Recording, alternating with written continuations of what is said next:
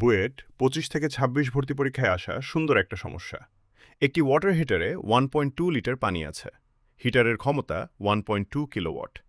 গ্রীষ্মকালে পানি ফুটাতে সময় প্রয়োজন 4 মিনিটস, কিন্তু শীতকালে পানি ফুটাতে গ্রীষ্মকালের চেয়ে আরও 1.5 মিনিট বেশি প্রয়োজন। তাহলে শীত ও গ্রীষ্মকালের তাপমাত্রার পার্থক্য কত? আমরা জানি Q is equal to ms theta 2 minus theta 1। এখানে তাপের অপচয় উপেক্ষা করে ধরে নিচ্ছি হিটারের সরবরাহ করা পুরো তাপ পানিতে যাচ্ছে, অর্থাৎ Q is equal to P Times T। গ্রীষ্মকালের জন্য সমীকরণটি এরকম হবে, থিটা 2 এর জায়গায় 100 হবে, কারণ এখানে শেষ তাপমাত্রা হল স্ফুটনাঙ্ক। একইভাবে শীতকালের জন্য সমীকরণটি এরূপ। শীতের সমীকরণ হতে গ্রীষ্মের সমীকরণ বিয়োগ করে দেখি। এখানে তাপমাত্রা দুটোর বিয়োগফল হল ডেল থিটা বা গ্রীষ্ম ও শীতের তাপমাত্রার পার্থক্য। সমীকরণে টি সামারের প্রয়োজন নেই। আমরা সরাসরি টি উইন্টার মাইনাস টি সামারের মান বসাতে পারব, যেটা সেকেন্ডে নিলে 90 সেকেন্ড হয়।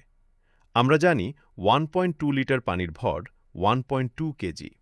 সবগুলো মান বসিয়ে সরল করলেই পাব ডেল থিটা সমান 21.43 ডিগ্রি সেলসিয়াস, যা আমাদের কাঙ্ক্ষিত উত্তর।